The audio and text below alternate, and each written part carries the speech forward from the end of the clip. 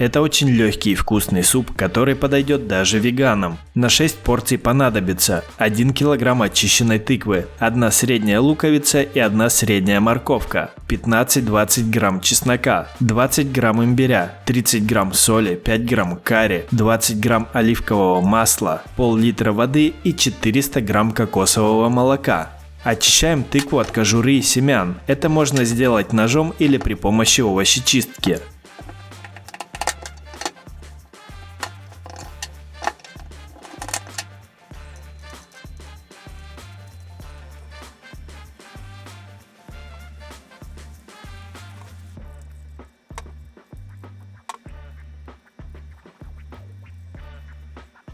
Нарезаем тыкву кубиком. Важно понимать, что это крем-суп. Все будет перебиваться блендером. Соответственно, чем меньше порезаны ингредиенты, тем быстрее они приготовятся.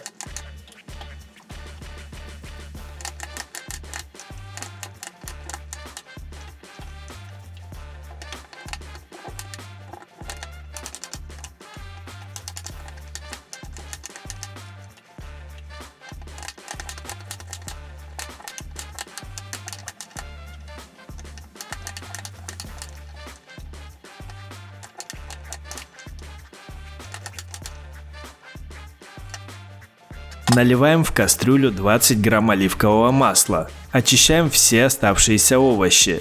Мелко нарезаем лук, имбирь, чеснок и закидываем в кастрюлю. Добавляем 30 грамм соли.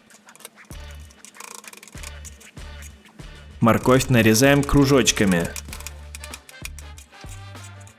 Ставим на огонь кастрюлю с овощами и обжариваем до золотисто-карамельного цвета.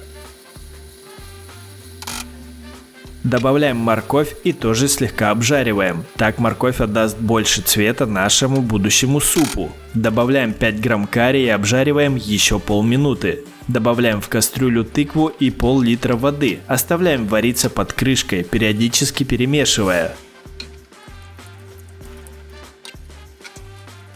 Когда тыква станет мягкой, снимаем кастрюлю с огня. Тщательно все перебиваем погружным блендером.